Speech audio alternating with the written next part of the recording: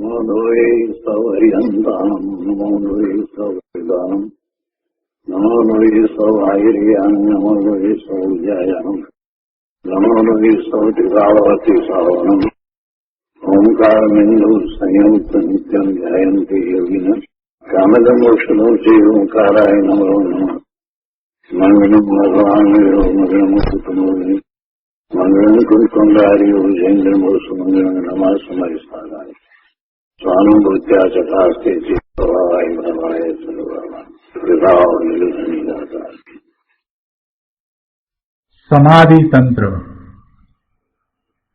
આચાર્ય શ્રી પૂજ્યપાદ સ્વામી રચિત સમાધિ તંત્ર અને શ્રી પ્રભાચંદ્રજી રચિત સમાધિ તંત્રની ટીકા એનો સ્વાધ્યાય આપણે શરૂ કર્યો છે.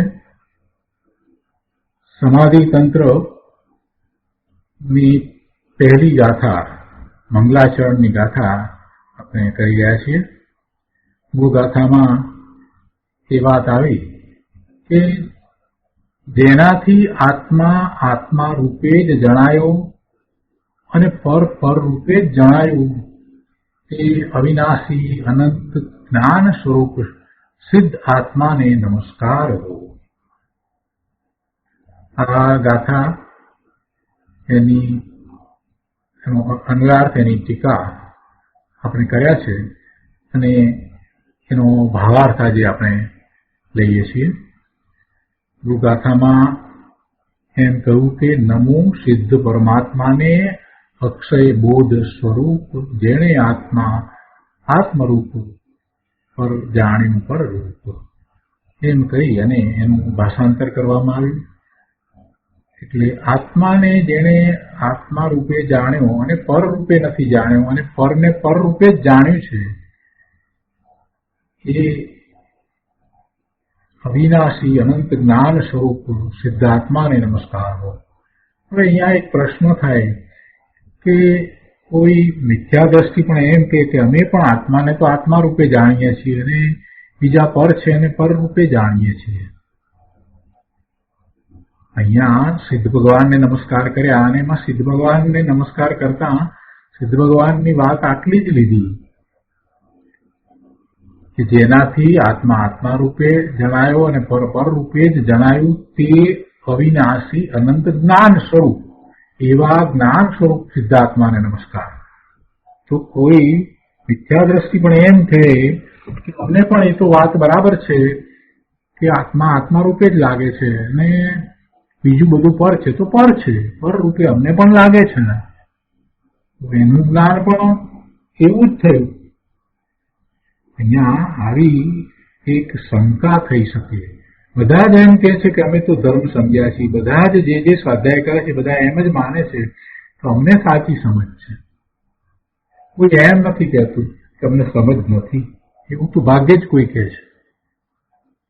બીજી રીતે કહીએ તો બધાને એમ છે કે અમે તો સમજ્યા જ છીએ, અમે આત્માને પણ જાણીએ છીએ, આત્માના સ્વરૂપને પણ અમે તો બરાબર સમજ્યા છીએ.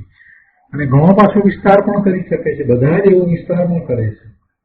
અહીંયા તો બહુ ટૂંકમાં આટલી જ વાત કરી તો શું સમજવું?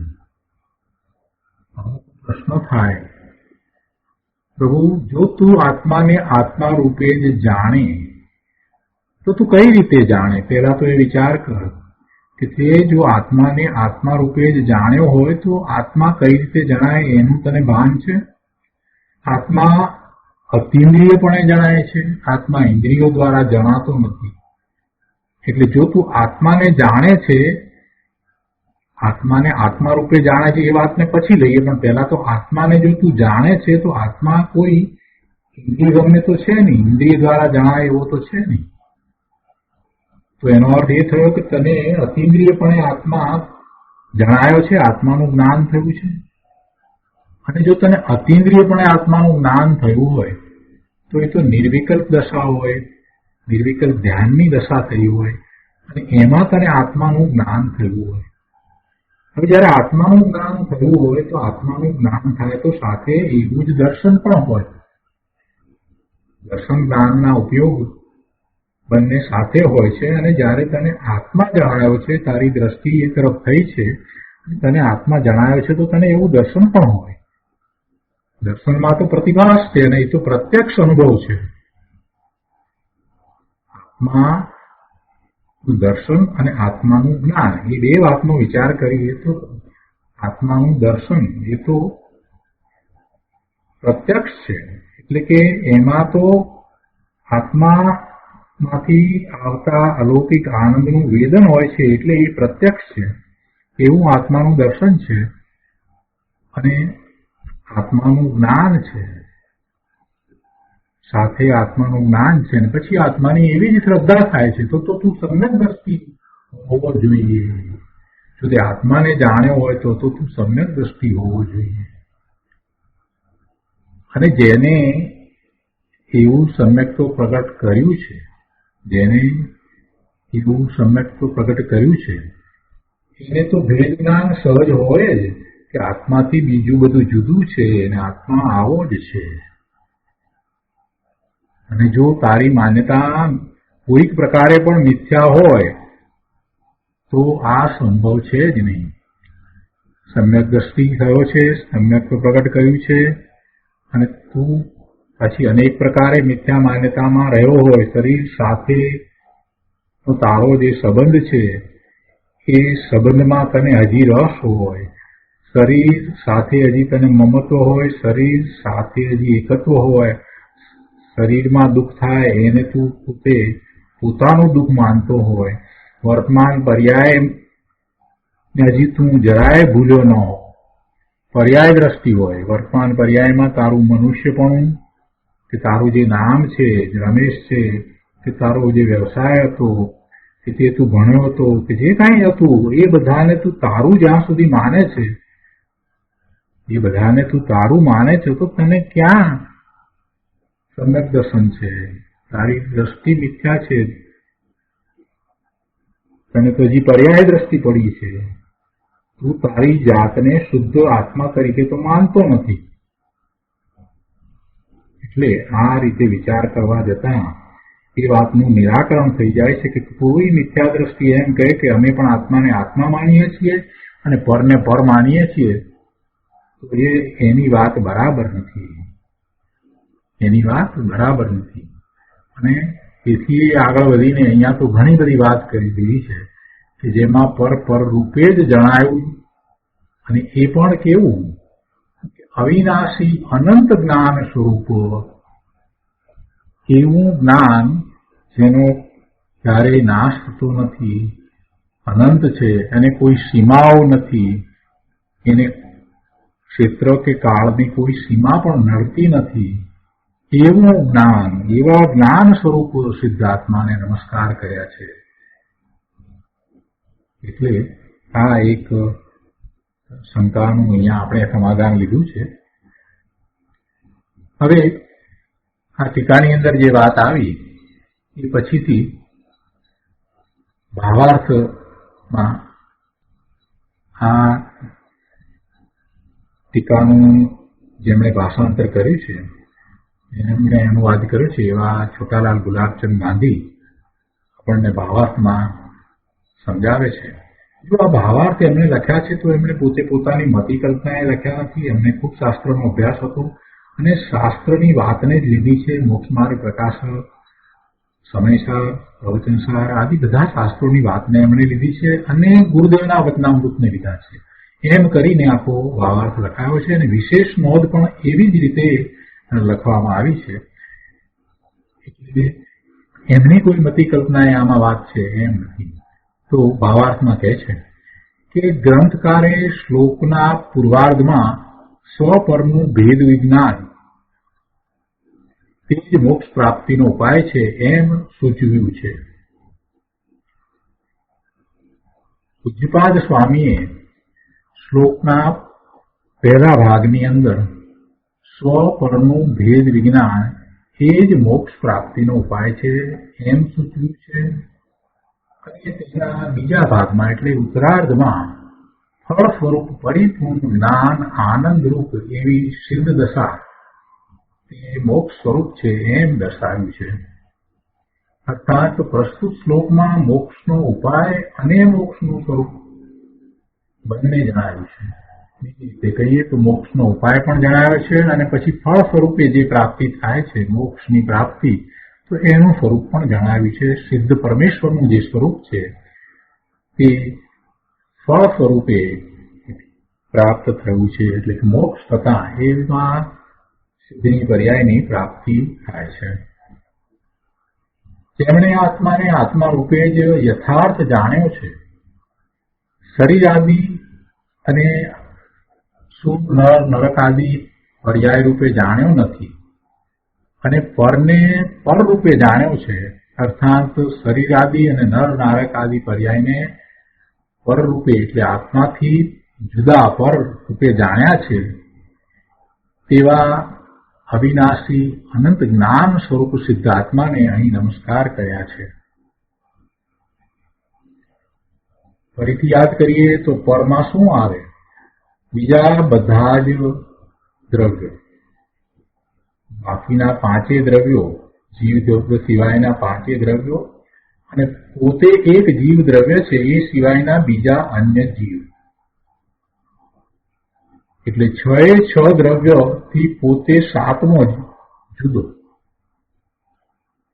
વળી પરદ્રવ્યના લક્ષ્ય થતા પોતાના જે વિભાવ એનાથી પણ પોતે જુદો.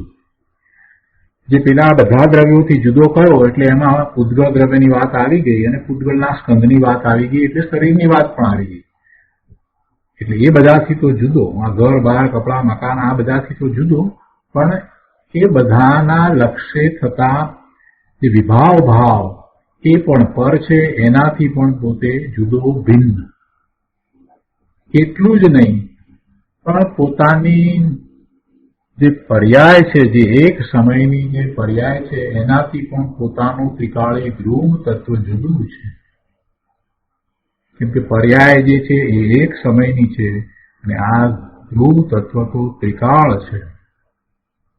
એટલે જ્યારે દ્રષ્ટિના વિશેની વાત હોય ત્યારે એમાં નિર્મળ પર્યાય શુદ્ધ પર્યાયને પણ આપણે લેતા નથી, કેમ કે એ તો બદલાતી ચીજ છે અને ત્યાં એકાગ્રતા કરી શકાતી નથી. એટલે શુદ્ધ નહીંથી દ્રષ્ટિનો વિષય, નિશ્ચય નયનનો વિષય એ તો પોતાનું ત્રિકાળ શુદ્ધ સ્વરૂપ છે. અને અહીંયા તો એ વાત કરવી છે કે જેણે આત્માને આત્મા રૂપે જાણ્યો એટલે પછી એમાં આત્માને એના દ્રવ્ય ગુણ પર્યાય સહિત જાણ્યો એ વાત પણ એમાં આવી જાય છે. એટલે એની આગળ સ્પષ્ટતા પછી લીધી છે.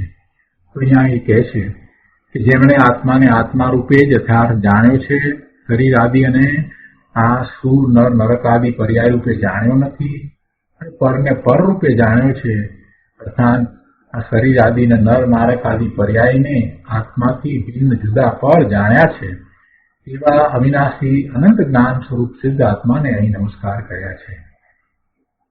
હવે વિશેષ વાત અહીંયા લીધી છે આટલા ભાવાર્થ પછીથી કે આત્મા આત્મા રૂપે છે અને શરીર આદિ પર પદાર્થ રૂપે નથી.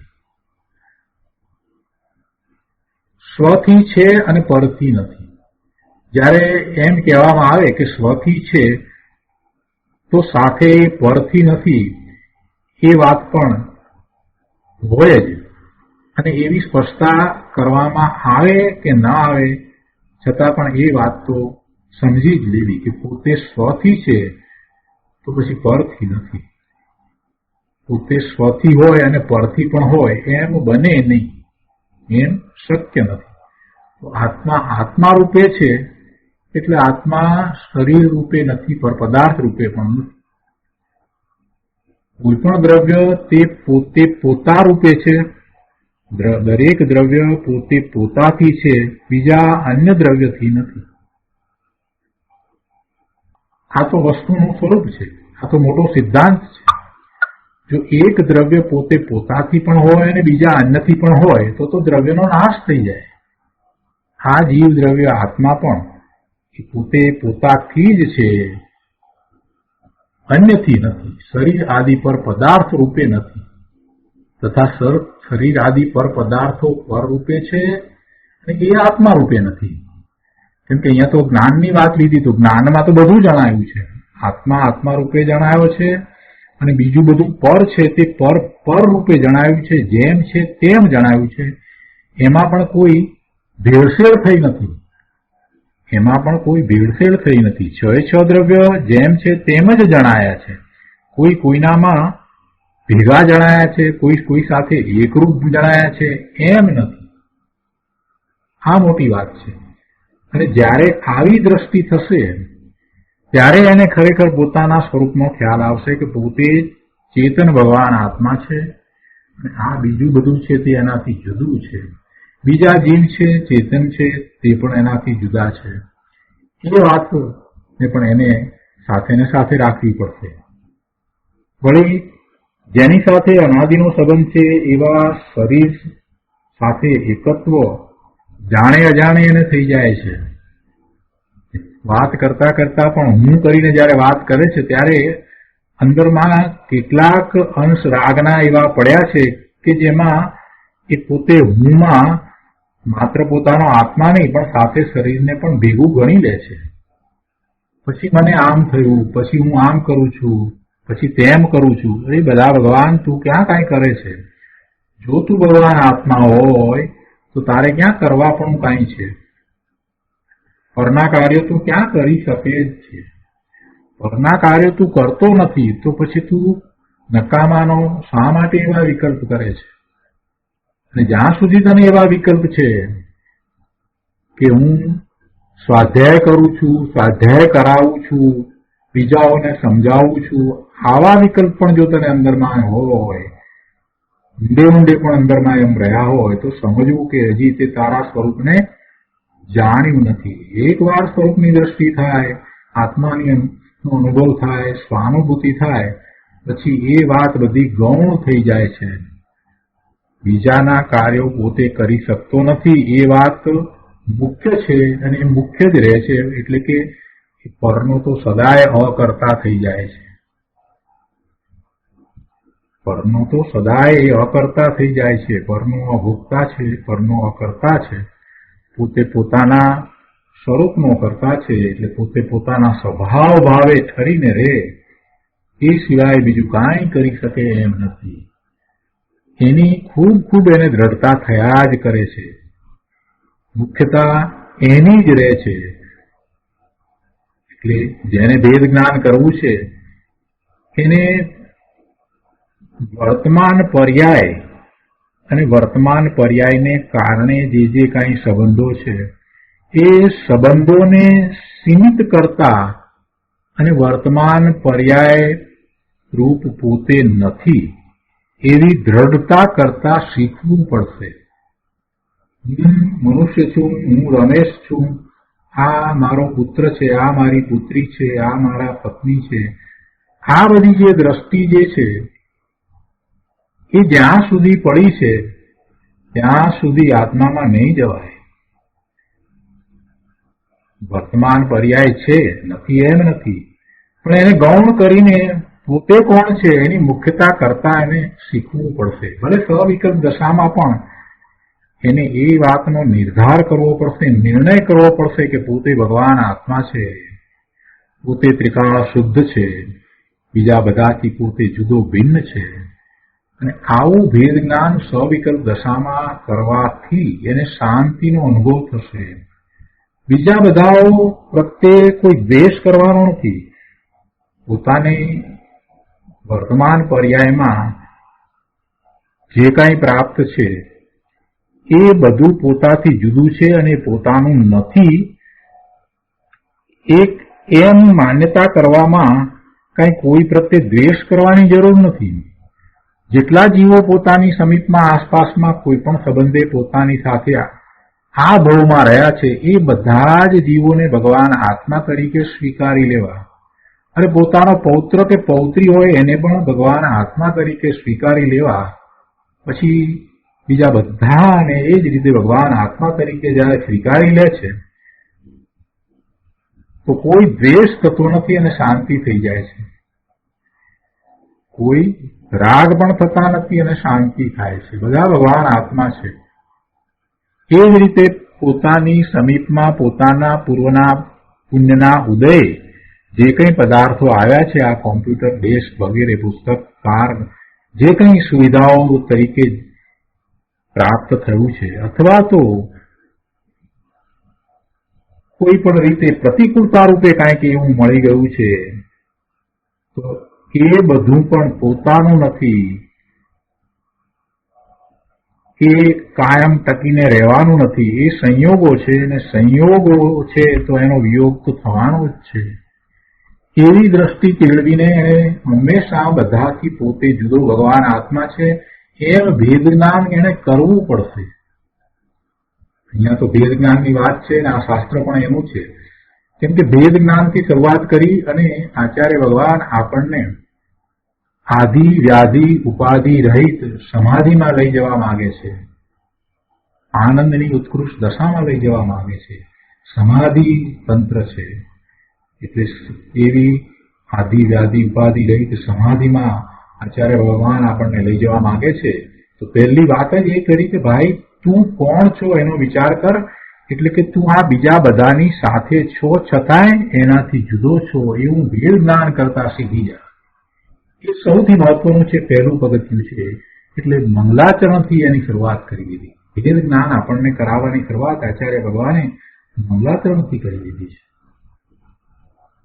નહીતર સિદ્ધ ભગવાનના બીજા કોઈ પણ ગુણની વાત લઈ શક્યા હો, અને જ્ઞાનની વાત લીધી, એમાં પણ બીજી અનંત પ્રકારે જ્ઞાનની વાત તો કરી શકાય, અનેક પ્રકારે એ વાતને લઈ શકાત. અહીંયા તો પછી માત્ર આ વાત જ કેમ લીધી કે જે આત્માને આત્મા રૂપે જાણે છે અને પરને પર રૂપે જાણે છે, એવી વાત કેમ લીધી?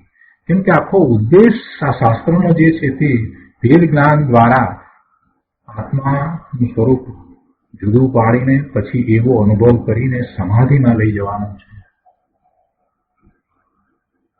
શું કહે છે અહીંયા કે આત્મા આત્મા રૂપે છે અને શરીર આદિ પર પદાર્થો રૂપે નથી, તથા શરીર આદિ પર પદાર્થો પર રૂપે છે અને આત્મા રૂપે નથી. બંને વાતને સાથે લેવાની છે. તે સ્વથી છે અને પરથી નથી, અને પર છે તે પોતાપણે નથી.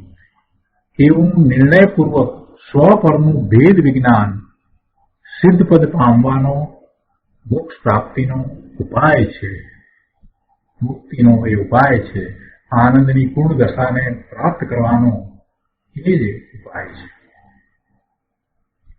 સમયસારની ગાથા 2 માં એની ટીકામાં પણ લખ્યું છે કે સર્વ પદાર્થોના સ્વભાવને પ્રકાશવામાં સમર્થ એવા કેવળ જ્ઞાનને ઉત્પન્ન કરનારી ભેદ જ્ઞાન જ્યોતિ ઉદય પામે છે. એટલે ત્યાં પણ ભેદ જ્ઞાન જ્યોતિ ઉદય પામે છે એમ કરીને વાત લેવામાં આવી છે. એટલે ભેદ જ્ઞાન એ મહત્વનું છે કે એ પ્રમાણે ભેદ જ્ઞાન જ્યોતિ જ કેવળ જ્ઞાન પ્રગટ કરવાનું સાધન છે, એનો ઉપાય છે. ભેદ જ્ઞાનની અહીંયા વિશેષ વાત લીધી છે કે પ્રથમ તો દુઃખ દૂર કરવા માટે સ્વ પરનું જ્ઞાન અવશ્ય જોઈએ. કારણ કે સ્વ પરનું જ્ઞાન જો ન હોય તો પોતાને ઓળખ્યા વિના પોતાનું દુઃખ તે કેવી રીતે દૂર કરે? આપણી બાજુમાં કોઈ રહેતા હોય અને એને કોઈક તકલીફ આવી હોય તો આપણને સામાન્ય એમ થાય કરે બિચારાને આવી તકલીફ આવી. અને જયારે આપણને એવી તકલીફ આવી હોય તો આપણે તો ખૂબ દુઃખી થઈ જઈએ. અને ન્યૂઝપેપરમાં આપણે એમ વાંચીએ કે કોઈકને ક્યાંક આવી તકલીફ થઈ છે તો આપણને કાંઈ થતું નથી. એટલે સ્વથી જેટલું દૂર છે, પર છે, અને પરમાં પણ થોડીક મહત્વની બુદ્ધિ છે, તો થોડોક એના દુઃખનો અહેસાસ થાય. પણ બિલકુલ દૂર છે તો કાંઈ દુઃખનો અહેસાસ જ લાગતો નથી. પોતે સ્વ કોણ છે એનો જયારે નિર્ણય થઈ જાય તો પછી જગતના બધા પદાર્થોના પરિણમન જે રીતે થાય છે તે રીતે પરિણમન થતા એને કાંઈ દુઃખ કે એમાંથી કાંઈ સુખ થતું જ નથી. એટલે સ્વ પરનું જ્ઞાન જેને છે, પોતે સ્વ કોણ છે એવું જેને સમ્યક દર્શન સહિત ભાન થયું છે એને કાંઈ દુઃખ નથી. બહારમાં સંયોગમાં પ્રતિકૂળતા દેખાય, બીજાઓને એમ લાગે કે એને દુઃખ છે, પણ એ તો આનંદમાં હોય છે. એટલે દુઃખ દૂર કરવાનો આ જ સૌથી સાચો સરળ ઉપાય છે, સાચો અને સરળ ઉપાય છે. જીવો શું કરે છે? જીવો નિમિત્ત કારણને જુએ છે. જે દુઃખ આવી પડ્યું તો એના જે નિમિત્ત કારણ છે એનું લક્ષ્ય કરી અને એ નિમિત્તોને દૂર કરવા પ્રયત્ન કરે છે. પણ ભાઈ, નિમિત્ત જે છે એ તો એ કાર્ય થયા પછીથી નક્કી થાય છે. નિમિત્તને સમજ્યા નથી એટલે ભોળા જીવો બિચારા એમ જ માને છે કે નિમિત્તને કારણે પોતે સુખી દુઃખી થાય છે, એટલે સુખી થવા માટે એવા નિમિત્તો લાવવાનો પ્રયત્ન અને દુઃખી ન થવાય એ માટે એવા નિમિત્તો, પ્રતિકૂળતાના નિમિત્તોને દૂર કરવાનો એ પ્રયત્ન કરે છે. પણ એ તો મોટી મૂર્ખામી છે. એ નિમિત્તને સમજ્યો જ નથી. નિમિત્ત હંમેશા કાર્ય થાય ત્યાર પછીથી નક્કી થાય છે. કાર્ય થયા પહેલા કોઈની ઉપર નિમિત્તનો આરોપ આપી શકાતો નથી. અને આ વાત તો આપણે ઘણી વાર કરી છે. આજે કેટલાક લોકો આપણી સાથે નવા છે તો ફરીથી વાત લઈએ કે નિમિત્ત કઈ રીતે છે. આપણે કાયમ એક ઉદાહરણ લઈએ છીએ કે રોટલી થાય છે તેમાં નિમિત્ત કારણ તરીકે પાટલો, વેલણ છે, તવી છે અને રોટલી કરનારા બેન છે, એ બધા નિમિત્ત છે. એ બધા નિમિત્ત છે. પણ એ બધા નિમિત્ત હાજર હોય છતાં પણ જો રોટલી નથી થતી તો એને નિમિત્તનો આરોપ આપી શકાતો નથી. કેમ કે એ બધા નિમિત્ત ભલે રહ્યા પણ એ વખતે કદાચ મશીનથી પણ રોટલી થઈ જાય તો પછી પેલા નિમિત્ત નથી કહેવાતા. મશીન રોટલી થવામાં નિમિત્ત કારણ થાય છે. અથવા તો કોઈ પુરુષ આવીને રોટલી કરે છે, બીજી રીતે કરે છે તો એ નિમિત્ત કારણ થાય છે. એટલે નિમિત્ત નક્કી ક્યારે થાય? કાર્ય થાય ત્યારે નક્કી થાય છે. નિમિત્ત બદલાઈ જાય. કુંભારનું ઉદાહરણ પણ આપણે લઈએ છીએ કે કુંભાર ઘડો બનાવે છે તો માટીમાંથી ઘડો બને છે, એમાં નિમિત્ત તરીકે કુંભાર છે, એનો ચાકડો છે, એની ચાકડાને ફેરવવાની લાકડી છે, વગેરે બધું છે. પણ એ નિમિત્ત સિવાય પણ ઘડો બની શકે છે. મશીનથી પણ ઘડો બને છે તો મશીન નિમિત્ત થાય છે. અથવા તો કુંભારના સ્થાને કુંભારની પત્ની જો ઘડો બનાવે છે તો કુંભારની પત્ની નિમિત્ત થાય છે. એટલે નિમિત્ત તો ક્યારે કહેવાય? નિમિત્તનો આરોપ ક્યારે અપાય? જયારે એ કાર્ય થાય ત્યારે નક્કી થાય કે આ નિમિત્ત હતું, અને એવું નિમિત્તનું જ્ઞાન કરાવવામાં આવે છે. કાર્ય જે થાય છે એ કાર્ય તો મૂળ પદાર્થમાં થાય છે, એની પર્યાય બદલાય છે. એમ જે કાર્ય થાય છે એ વખતે બીજા નિમિત્ત હોય છે અને એને ઉપચારથી એને નિમિત્ત કારણ કહેવામાં આવે છે. ઉપાદાન કારણ એનું પોતાનું છે. તો કાર્ય થયા પછીથી શું નિમિત્ત હતું એની ખબર પડે છે. એનો અર્થ શું થયો કે આપણે જાણતા નથી કે આપણને જે કાંઈ પ્રતિકૂળતાના સંયોગો મળવાના છે એ કોના નિમિત્તે મળવાના છે, અથવા તો અનુકૂળતાના સુખના એવા સંયોગો પ્રાપ્ત થવાના છે તે કોના નિમિત્તે થવાના છે એ કંઈ આપણે જાણતા નથી ને આપણે કહી પણ શકતા નથી. કોઈ પણ નિમિત્ત હોઈ શકે. બંને પ્રકારના અનુકૂળતા અને પ્રતિકૂળતા માટેના સંયોગોમાં ગમે તે નિમિત્ત હોઈ શકે. તો પછી આપણે કોઈ નિમિત્તને ઈચ્છીએ અથવા કોઈ નિમિત્તને લાવીએ અથવા તો કોઈ નિમિત્તને દૂર કરીએ એવું કેવી રીતે બને? એ શક્ય જ નથી. કેમ કે નિમિત્ત તો પછીથી નક્કી થાય છે. કાર્ય થયા પછીથી નક્કી થાય છે. એટલે આ મોટી ભૂલ છે જીવની. આ ભોળા જીવોને બિચારાને સમજ નથી એટલે ભૂલ કરે છે. ભોળા તો અમે એને કહીએ છીએ કે જેને આવી ધર્મની દ્રષ્ટિ નથી થઈ તે બધા ભોળા છે, બિચારા છે. ભલે ને મોટો પ્રોફેસર હોય તો પણ એને એમ હોય કે આમ કરવાથી આમ થશે તો એની એ માન્યતા ભૂલ ભરેલી છે. દ્રષ્ટિ નિમિત્ત તરફ જ છે, ઉપાદાન તરફ દ્રષ્ટિ જ નથી. અહીંયા તો વાત એ ચાલે છે કે એ નિમિત્ત જે છે તે બધા પર છે અને એ સંયોગે કરીને જયારે કાર્ય થયું છે તો એ વખતે હોય તો હોય, પણ એ કાંઈ તને સુખી કે દુઃખી કરી શકતા નથી. એટલે જે કંઈ બધું પર છે એનું લક્ષ છોડ. સ્વને તું જાણ. એટલે કહે છે કે પ્રથમ તો દુઃખ દૂર કરવા માટે સ્વ પરનું જ્ઞાન અવશ્ય જોઈએ, કારણ કે સ્વ પરનું જ્ઞાન જો ન હોય તો પોતાને ઓળખ્યા વિના પોતાનું દુઃખ તે કેવી રીતે દૂર કરે? પોતાનું દુઃખ શું છે? પોતે વિભાવ ભાવે પરિણમે છે એ પોતાનું મોટામાં મોટું દુઃખ છે. મિથ્યાત્વ મોટામાં મોટું દુઃખ છે અને મિથ્યાત્વ મોટામાં મોટું પાપ પણ છે. જીવ પોતે પોતાના સ્વરૂપને જાણે તો સ્વરૂપમાં તો ક્યાંય દુઃખ થાય એવું કાંઈ નથી. અનંત ગુણનો પિંડ ભગવાન આત્મા, એના કોઈ ગુણ એવા નથી કે એને દુઃખની પ્રાપ્તિ કરાય. બધા ગુણ એવા છે કે એને સુખ, શાંતિ, નિર્મળતા, સ્વચ્છતા, પવિત્રતા ની જ પ્રાપ્તિ કરાવે એવા ગુણ છે. એટલે જયારે એ સ્વને જાણે છે તો દુઃખ દૂર થાય છે. સ્વને જાણ્યા વિના એ દુઃખ કેવી રીતે દૂર કરે? પોતાના શુદ્ધ સ્વરૂપને જાણ્યા વિના એ દુઃખને કેવી રીતે દૂર કરશે?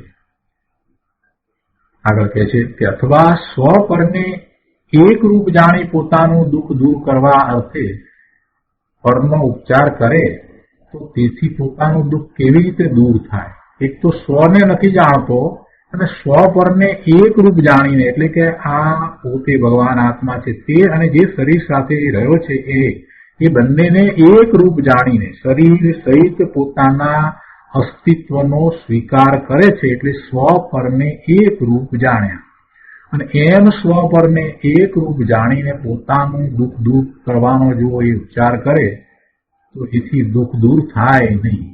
કેમ કે જે પોતાનું નથી એવું આ શરીર, એનું પરિણમન સ્વતંત્ર રીતે થાય છે. એ આત્માને આધીન નથી, એટલે કે સ્વને આધીન નથી.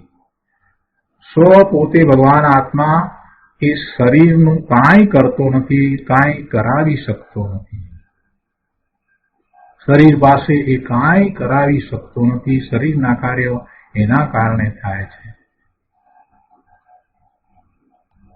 પક્ષઘાત થઈ જાય, લકવો પડી જાય, પેરાલિસિસ થઈ જાય ત્યારે એ ગમે તેટલી ઈચ્છા કરે તે છતાંય શરીર એની ઈચ્છા પ્રમાણે કાંઈ કાર્ય કરતું નથી. એટલે શરીરના કાર્યો જે થાય છે તે શરીરને કારણે થાય છે. શરીર સાથે આત્મા રહ્યો છે ત્યારે પણ શરીરના કાર્યો શરીર જ કરે છે, એટલે કે પૂતગળ પરમાણુઓનું કાર્ય છે. અને શરીરથી આત્મા છૂટો પડી જાય છે, જ્યાંથી ચાલ્યો જાય છે ત્યારે પણ શરીર એનું પોતાનું કાર્ય કરે છે.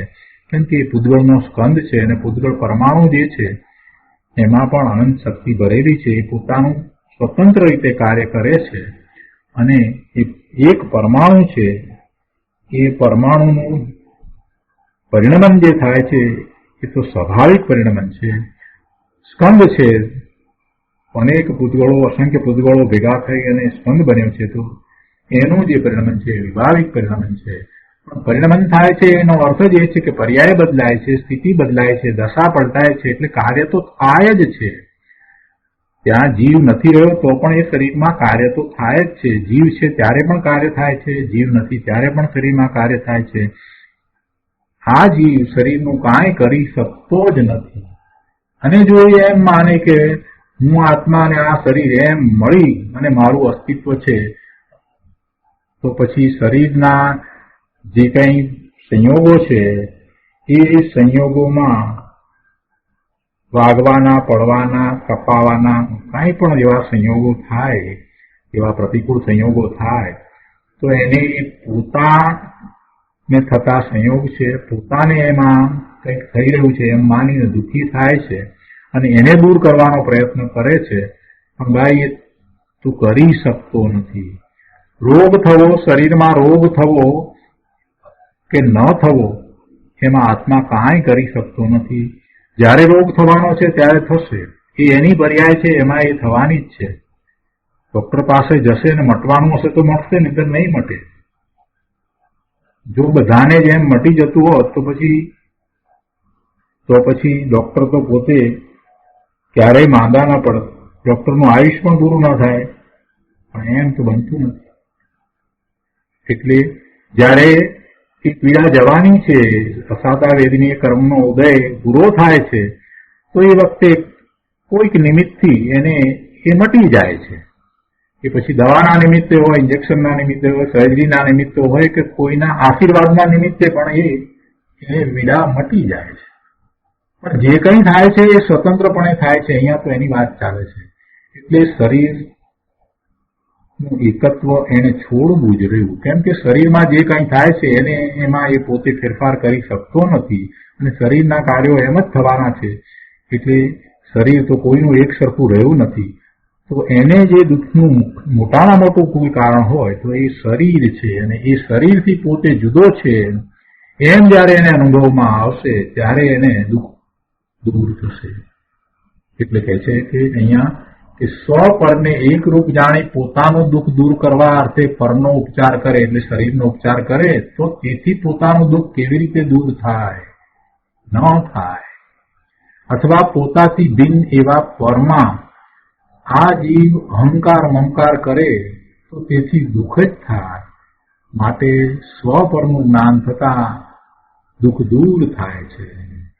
પોતાની જે અનુકૂળતાઓ પ્રાપ્ત થઈ છે એને કારણે એવા સંયોગો સર્જાયા છે કે ઘણી બધી વસ્તુઓ પોતાની નજીકમાં છે. જેમ કે કાર છે, કોમ્પ્યુટર છે, દેશ છે, આ મોટું ઘર છે, કપડાં છે, બધું રાચ રચેલું છે, બધું ફર્નિચર છે, આ દાગીના ઘરેણા છે, આ કપડાં છે, બધું ઘણું બધું પ્રાપ્ત થયું છે. એટલે એ એમ માને છે કે બધું મારું છે, એ બધું મારું છે. હવે જે સંયોગે કરીને પ્રાપ્ત થયું છે અને એ બધા જે દ્રવ્યો જે છે, જે પૂતગળ છે, એ બધાના કાર્યો પણ એના કારણે જે થવાના છે તે થાય છે. એ તૂટે છે, ફાટે છે, બગડે છે. તો આ બિચારો દુઃખી થઈ જાય છે. કેમ કે એને એમાં મમત્વ છે માટે દુઃખી થઈ જાય છે. જો એ દ્રવ્યને પોતાથી જુદું દ્રવ્ય જાણે અને એના પરિણામો એના કારણે જ થાય છે, પોતાનું એની પર કાંઈ જોર નથી ચાલતું, આટલી વાતને જો એ સમજી લે તો પછી એને દુઃખ થતું નથી. એમાં મમકાર કરે છે, મારાપણું કરે છે, એટલે એને દુઃખ થાય છે.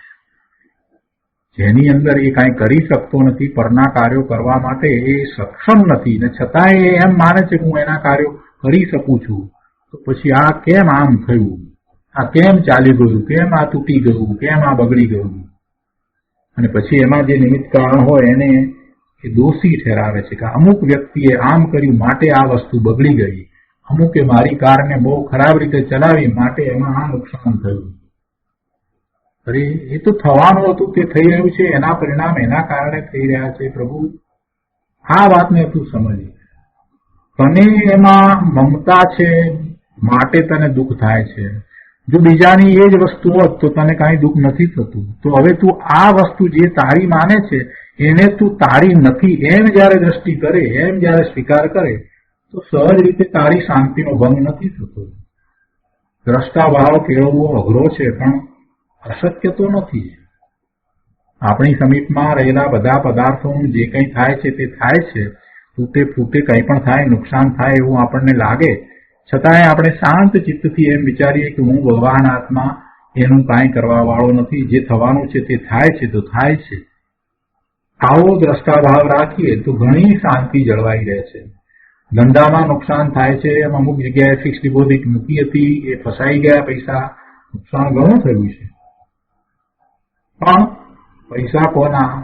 પૈસા મારા નથી, દ્રવ્ય જુદું, એનું જે થવાનું હતું તે જ થયું છે અને એની ઉપર મારું કાંઈ જોર ચાલતું નથી. હું ભગવાન આત્મા જ્ઞાન સ્વરૂપ છું, એ સિવાય બીજું કાંઈ મારું નથી. એ બધા પર છે, મારાથી જુદા છે, ભિન્ન છે. એ બધું સંયોગે કરીને પ્રાપ્ત થયું એટલે એનો વિયોગ તો થવાનો નિશ્ચિત હતો જ. તો પછી આટલી બધી એના તરફ શા માટે ઉપાધિ કરવી, શા માટે એને લઈને દુઃખી થવું? હું તો જ્ઞાન સ્વભાવી ભગવાન આત્મા એવો ને એવો જ છું. અનંતકાળથી અનંત પર્યાય કરી ચૂક્યો છું. ખરાબમાં ખરાબ સંયોગોમાં ગયો છું, ખરાબમાં ખરાબ અવસ્થાઓ મારી થઈ છે. કનિષ્ઠમાં કનિષ્ઠ ભાવ પણ મેં કર્યા છે, ગંદામાં ગંદા ભાવ પણ કર્યા છે, એવા કાર્યો કર્યા છે. એટલે કે એવા ભાવ સાથે એ બધું થયું છે એમ પરિણમ્યો છું. તે છતાંય મારું સ્વરૂપ તો ત્રિકાળ શુદ્ધ છે, સિદ્ધ સમાન જ રહ્યું છે, એવું ને એવું જળવાઈને રહ્યું છે. આવો વિચાર કરીને બધાથી પોતે ભિન્ન પડવાનો પ્રયત્ન કરે તો દુઃખ દૂર થાય. અહીંયા એ વાત લીધી છે કે પોતાથી ભિન્ન એવા પરમાં આ જીવ અહંકાર મમકાર કરે તો તેથી દુઃખ જ થાય. માટે એ બધા પોતાથી જુદા છે એમ એ સ્વ પરનું ભેદ જ્ઞાન કરે તો એને દુઃખ દૂર થાય છે. બહુ સરસ વાત અહીંયા લીધી છે. ભેદ જ્ઞાનની વાત દ્વારા જીવ પોતે કેવી રીતે દુઃખ દૂર કરી શકે એ વાત અહીંયા લઈ લીધી છે. બહુ સરસ વાત લીધી છે કે એક માત્ર ભેદ જ્ઞાન કરે છે જીવ, ભલે સ્વવિકલ્પ દશામાં, ભલે એને સ્વાનુભૂતિ નથી થઈ, પણ માત્ર સ્વવિકલ્પ દશામાં પણ જો એ વિકલ્પ સહિત પણ જો આવું ભેદ જ્ઞાન કરે છે ને તોય શાંતિ જણાય છે, તોય એટલા દ્વેષ થતા નથી, તોય એના પરિણામો બગડતા નથી. અહીંયા કહે છે કે હવે સ્વ પરનું જ્ઞાન જીવ અજીવનું જ્ઞાન થતા જ થાય છે, કારણ કે પોતે જીવ છે તથા શરીર આદિ અજીવ છે. જો લક્ષણ આદિ વડે જીવ અજીવની ઓળખાણ થાય તો જ સ્વ પરનું ભિન્નપણું ભાસે. માટે જીવ અજીવ જાણવો જોઈએ. જીવ અને અજીવનો ભેદ પહેલા તો એને પાડવો પડશે, કેમ કે સૌથી વધારે એને કોઈ સાથે સંબંધ રહ્યો હોય તો આ શરીર કે જે અજીવ છે. આ શરીર છે તે જળ છે, અચેતન છે. અત્યારે આ શરીર સાથે આત્મા રહ્યો છે ત્યારે પણ એ અજીવ જળ છે, અચેતન છે. શરીર ક્યારેય ચેતન હોય નહીં, શરીર ક્યારેય ચેતન હોતું નથી. મોક્ષમાર્ગ પ્રકાશકમાંથી વાત લીધી છે. ભેદ જ્ઞાનની મુખ્યતા છે, ભેદ જ્ઞાનની આવશ્યકતા છે, ભેદ જ્ઞાન કરવાની જરૂર છે. ભેદ જ્ઞાન કરવું, કોનાથી કેવી રીતે ભેદ જ્ઞાન કરવું એ આખું બધું જ અહીંયા સમજાવવામાં આવ્યું છે.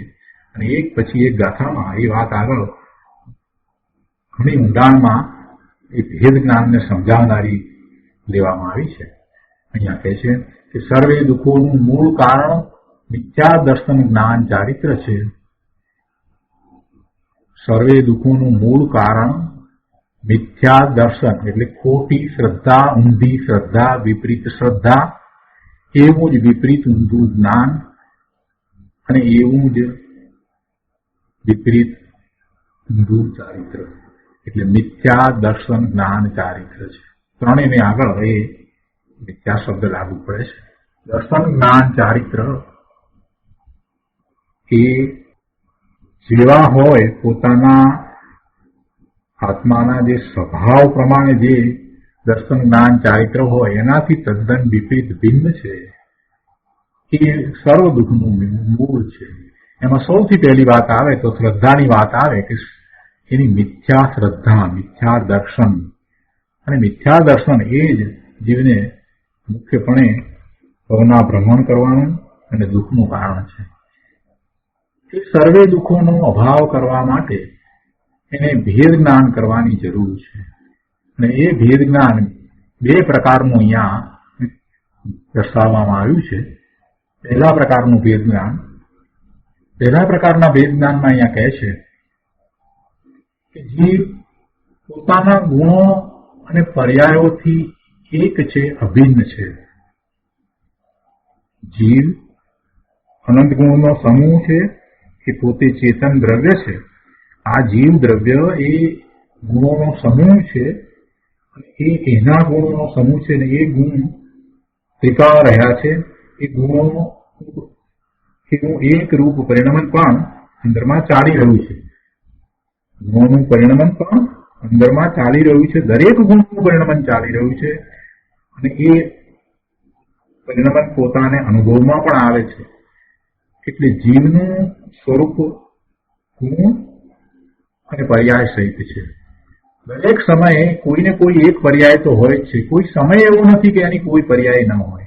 એટલે જીવની વાત લીધી છે તો જીવ દ્રવ્ય એ ગુણ અને પર્યાય સહિત છે. એનાથી એ જુદું નથી, એ અભિન્ન છે.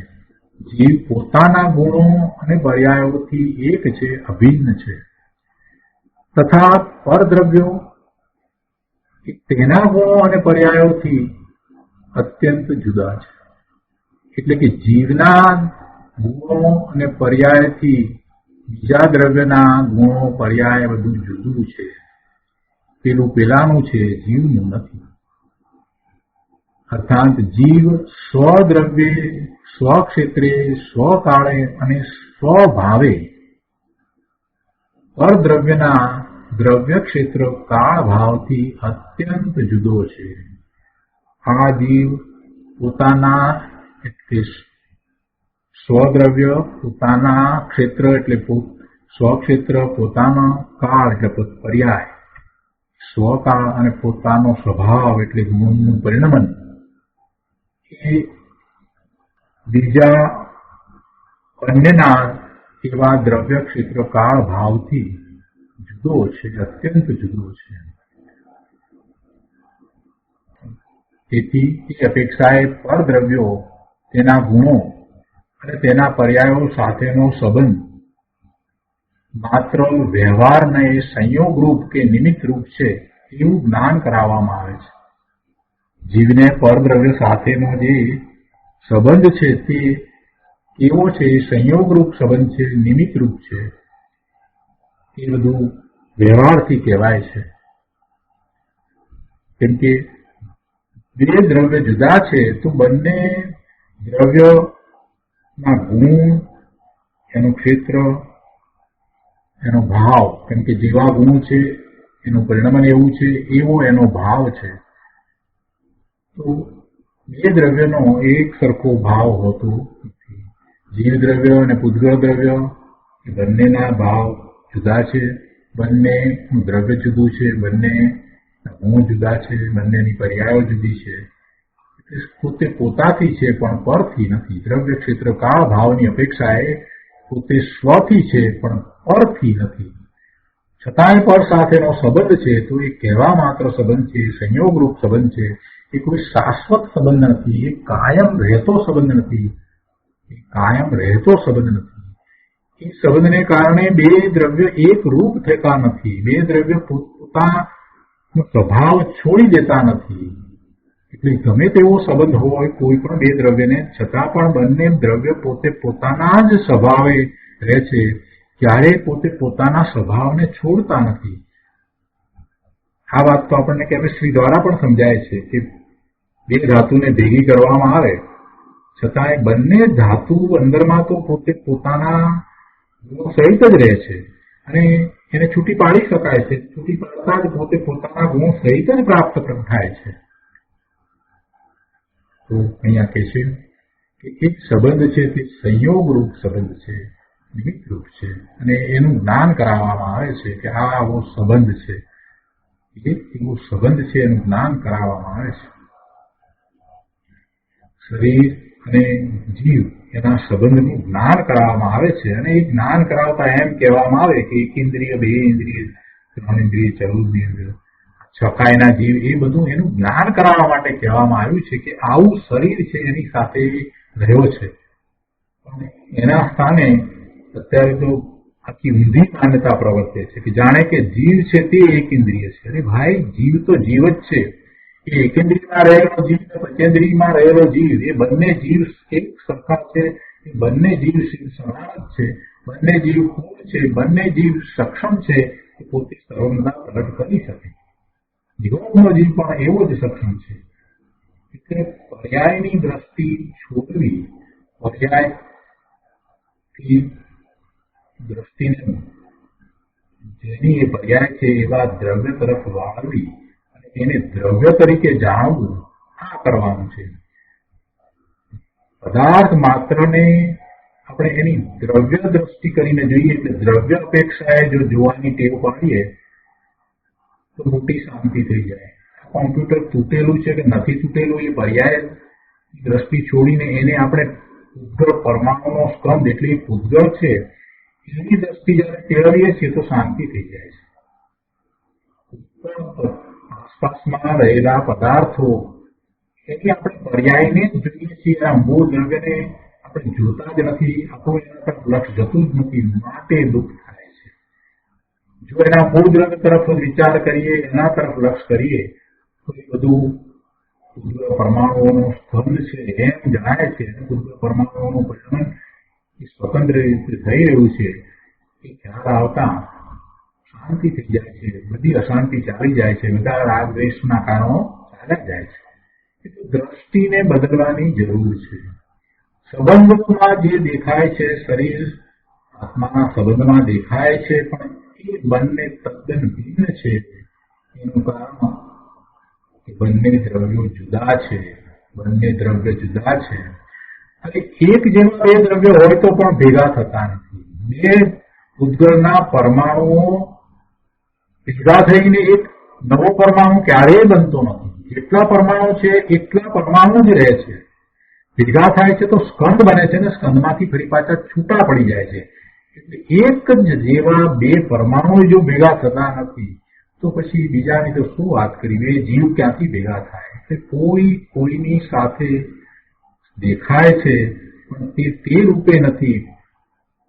તે રૂપે નથી. સૌ પોતાની રીતે પરિણમે છે, પોતપોતાના સ્વભાવે છે. પોતાના એટલે સ્વ દ્રવ્યો, સ્વ ક્ષેત્ર, સ્વ કાળ અને સ્વભાવ બીજાથી પોતે જુદા પડે છે, પોતે બીજા રૂપે નથી. આવું ભેદ જ્ઞાન કરવું મહત્વનું છે. એમ કરતા શાંતિનો અનુભવ થાય છે. ચિંતા ઉપાધિ ઓછા થઈ જાય છે.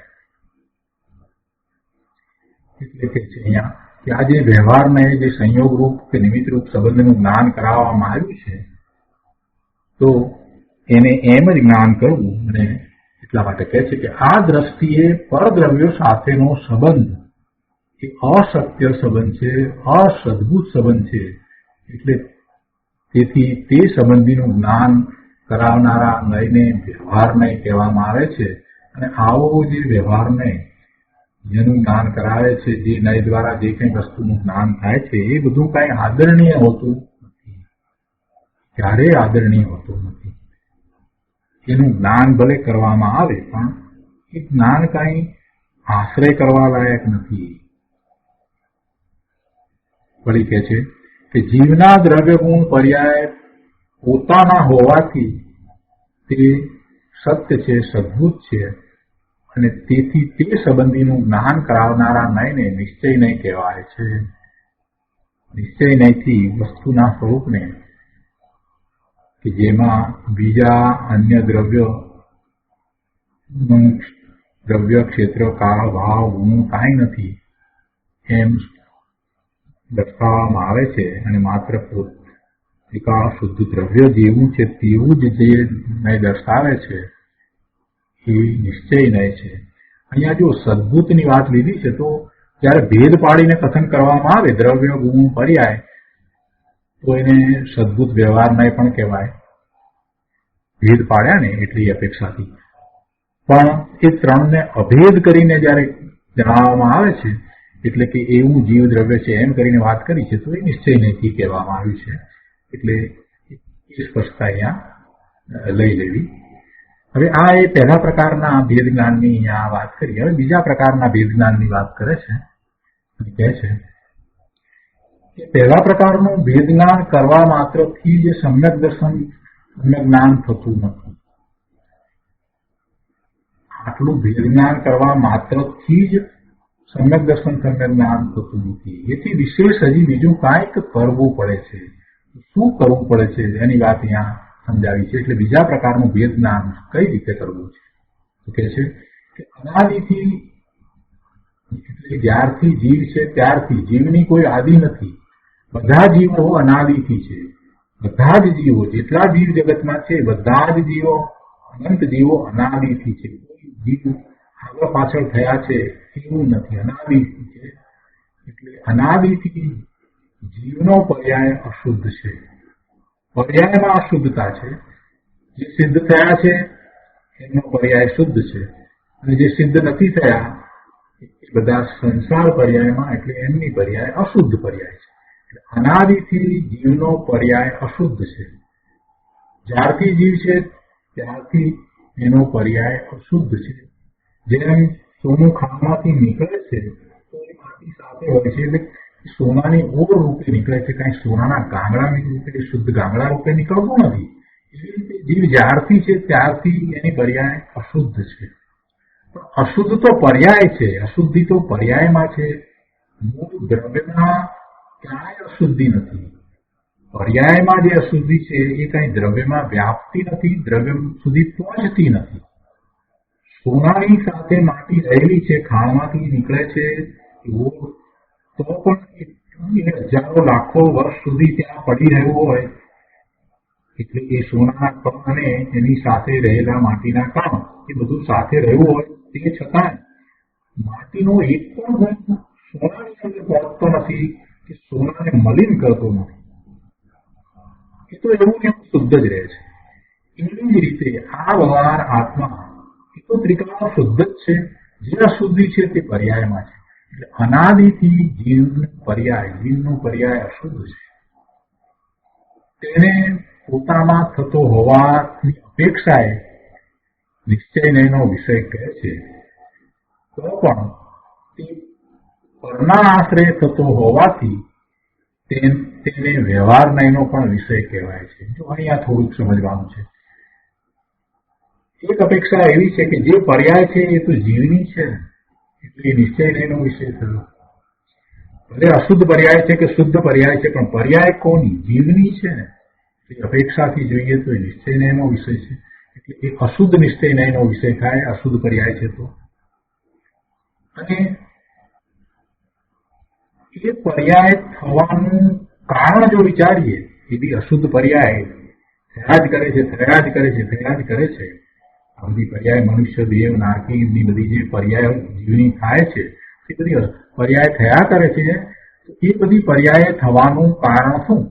એ પર્યાય થવાનું કારણ તો એ પરનું લક્ષ કરે છે અને વિભાવ ભાવે થાય છે, આશ્રવને બંધ કરે છે, એટલે એ પર્યાયો થયા કરે છે, એવા ભ્રમણ થયા કરે છે. તો એ અશુદ્ધ પર્યાય થવામાં પરનો આશ્રય કરે છે, પરનું લક્ષ કરે છે, પર સાથે જોડાય છે, એટલે એવી પર્યાય થાય છે. એટલે એ અપેક્ષાથી અહીંયા કહે છે કે તો પણ તે પરના આશ્રય થતો હોવાથી તેને વ્યવહાર નયનો પણ વિષય કહેવાય છે. વળી શુદ્ધ પર્યાયો પણ જીવનું ત્રિકાળી સ્વરૂપ નથી. શુદ્ધ પર્યાયો પણ જીવનું ત્રિકાળી સ્વરૂપ નથી. કેમ કે પર્યાય તો બદલાય છે ને. પર્યાય તો ક્ષણિક છે. પર્યાય છે એ તો અનિત્ય છે. નિત્ય તો પોતાનું અનંત ગુણનો પિંડ એવું પોતાનું શુદ્ધ સ્વરૂપ છે. એટલે એ પર્યાય છે જીવનું, શુદ્ધ પર્યાય છે એ પણ જીવનું ત્રિકાળી સ્વરૂપ નથી. સિદ્ધની પર્યાય થઈ તો પણ એમાંય એવી શુદ્ધ પર્યાય થયા જ કરે છે. દરેક સમયની શુદ્ધ પર્યાય છે. એકની એક પર્યાય રહે છે એમ નથી. દરેક સમયે એ પર્યાય બદલાયા જ કરે છે. એવી શુદ્ધ પર્યાય થયા કરે છે, એ બદલાય છે. એટલે સમયકાળ એક જ પર્યાય રહેતી નથી. એટલે કહે છે કે વળી શુદ્ધ પર્યાયો પણ જીવનું ત્રિકાળી સ્વરૂપ નથી. તેમજ તેના આશ્રય એટલે કે પર્યાયના આશ્રય તથા ગુણભેદના આશ્રય વિકલ્પ ઉત્પન્ન થાય છે. તેથી પર્યાયનો આશ્રય છોડાવવા માટે અને ગુણ ભેદનો આશ્રય છોડાવવા માટે એને પણ વ્યવહાર કહેવામાં આવે. સદભૂત વ્યવહાર એના કથન છે એમ કહેવામાં આવે. અથવા તો જે શુદ્ધ નયનો જે બદલાતું નથી, જે ધ્રુવ છે એને જણાવનારો જે વિષય છે એ નિશ્ચય નયનો વિષય છે, એ ધ્રુવ છે એમ ત્યાં સમજાવી અને શુદ્ધ નિર્મળ પર્યાય છે એનો પણ આશ્રય છોડાવવામાં આવે. તો એ શુદ્ધ વસ્તુ શું છે કે જે બદલાતી નથી, જે ત્રિકાળ એક સરખી રહે છે, જેનું લક્ષ કરતા પોતાને આવા એના શુદ્ધ નિર્મળ પરિણામનો અનુભવ થાય છે, એ શું છે એ દર્શાવવા માટે સમયસારની અંદર ઘણો વિસ્તાર કરીને એ સમજાવવામાં આવ્યું કે દ્રષ્ટિનો વિષય એ ત્રિકાળી ધ્રુવ શુદ્ધ સ્વરૂપ છે. એ દ્રષ્ટિનો વિષય છે. એને પછી જ્ઞાયક કહ્યો, એને ત્યાં જ્ઞાયક કહ્યો કે જે જ્ઞાન સ્વરૂપ જ છે. જ્ઞાનની મુખ્યતાથી વાત કરી તો ત્યાં જ્ઞાયક કહ્યો. નિયમસારમાં એને કારણ પરમાત્મા કહ્યું. એને કારણ પરમાત્મા કહ્યું, પણ એ જ ત્રિકાળી શુદ્ધ સ્વરૂપ છે. એ જ પરમ પરિણામી ભાવ છે. અને એ નિશ્ચયનો એનો વિષય છે. ત્યાં લક્ષ કરતા, એમ લક્ષ કરતા, ત્યાં એકાગ્રતા કરતા પોતાને એનો અનુભવ થાય છે, એટલે કે એના પરિણમનનો અનુભવ થાય છે. કેમ કે એ તો આનંદ ગુણનો પિંડ છે અને આનંદ ગુણનું પરિણમન તો સદાય ચાલી રહ્યું છે, તો એનો એને અનુભવ થાય છે. અને જેવું સ્વરૂપ છે એવું જ પર્યાયમાં પ્રગટ થાય છે. અને ત્યાંથી જ ધર્મની શરૂઆત થાય છે. અહીંયા એમ કહે છે કે જીવ દ્રવ્યનું ત્રિકાળે શુદ્ધ સ્વરૂપ કે જે ધ્રુવ છે તેને નિશ્ચય કહેવામાં આવે છે. કેમ કે તેને આશ્રય ધર્મની શરૂઆત અને ધર્મની શરૂઆત અને ધર્મનું ટકવું અને એમાં આગળ શુદ્ધિની વૃદ્ધિ થવી અને છેવટે પૂર્ણતા થવી થાય છે. તો આ બીજા પ્રકારનો જ્ઞાન એની વાત હતી. આજનો સ્વાધ્યાય અહીંયા સુધી રાખીએ છીએ. હવે સુખદામ બોલીએ. સુખધામ અનંત સુસંત ચરી દિન રાત રહે તદ ધ્યાન મહી પ્રકાંતિ અનંત સુધામય છે પ્રણમુ પદતે વરતે જયતે